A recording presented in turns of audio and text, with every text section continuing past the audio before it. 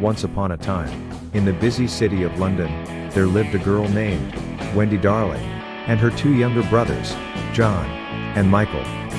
They lived in a cozy house, with their loving parents, and their faithful dog, Nana.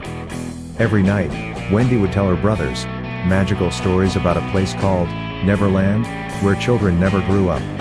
One night, as the children were drifting off to sleep, a boy named Peter Pan and his tiny fairy friend, Tinker Bell, flew into their bedroom.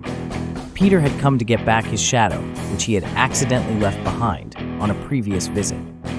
Wendy helped Peter attach his shadow back on, and to thank her, Peter invited Wendy, John, and Michael to come with him to Neverland. With a sprinkle of Tinker Bell's pixie dust and a happy thought, the children flew out of the bedroom window and soared high above the rooftops of London, guided by Peter Pan. They traveled through the night sky, across oceans and mountains, until they finally reached the magical land of Neverland. Neverland was a place of wonder and adventure, filled with magical forests, sparkling small lakes, and mysterious caves.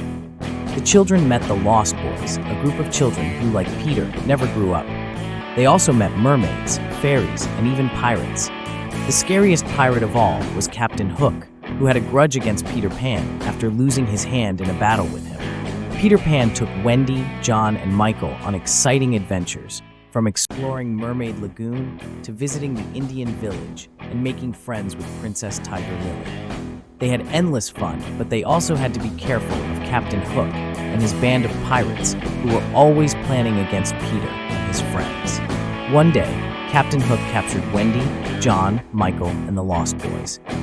He planned to make them walk the plank and feed them to the crocodile that had once bitten off his hand. But Peter Pan, with the help of Tinker Bell, came to their rescue just in time.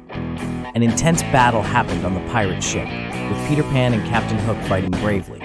With a smart move, Peter Pan forced Captain Hook to fall overboard, where the ticking crocodile excitedly waited for him. Captain Hook swam away in fear, and the pirates, defeated and frightened, ran away from the ship.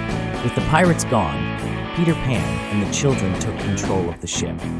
Peter asked Tinker Bell to sprinkle the ship with pixie dust, and they all flew the ship back to London. Wendy, John, and Michael were happy to be home, but they knew they would always remember their adventures in Neverland.